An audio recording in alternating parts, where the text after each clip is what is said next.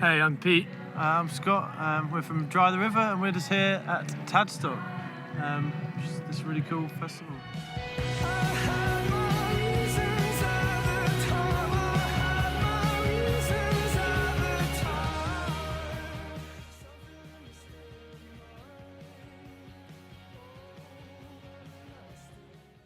A lot of people in music, especially in London and in Manchester, are probably from,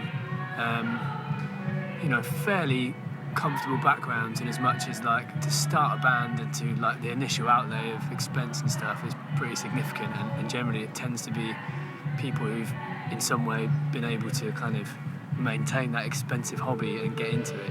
Yeah. So in some senses, like, it can be quite closed off to people. Very elitist almost, the whole music industry. It's forced to be. Whereas there's probably definitely a lot of kind of talent, like potentially really talented young people who are from sort of more difficult circumstances and they can't even, it's tough. When you start a band, you've got to pay for rehearsal rooms and instruments, or if you want to get into anything, sound engineering or filmmaking, or whatever it might be, it's tough to make that initial break. And I think events like this are really cool because they gives kids like a platform and an experience to kind of to try and break into those kind of more creative industries in a way.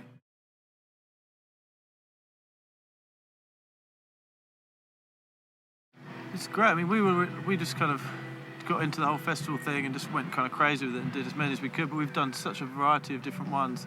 And there's something, having played kind of some bigger festivals, we were lucky enough to get asked to play these like the Reading and Leeds and Glastonbury's and things like that, but something really special about doing something a little bit different. Those festivals have such a huge like environmental impact and stuff like that, and I don't know, there's sort of kind of whole corporate vibe to them.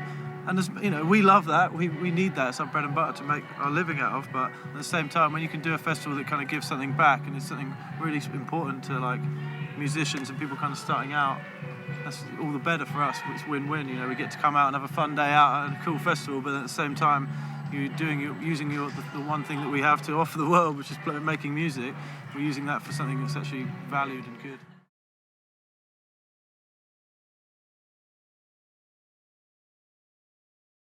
I mean, these big festivals, it's just like the wastage that goes on.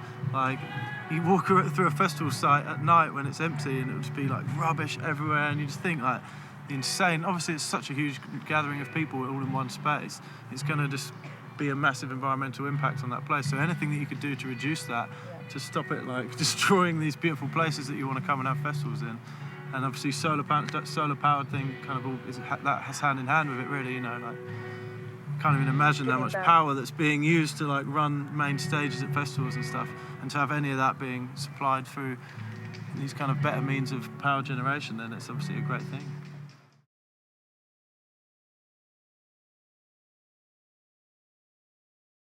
As far as breaking into the music industry goes, I don't know if there are any. There's no shortcuts. I don't know if there are any pearls of wisdom to be had other than to say, get involved because you love it. Do music because it really gives you something. And if you make a career out of it by some complete accident, like we have, then that's like an added bonus, and it's something that. But at various points.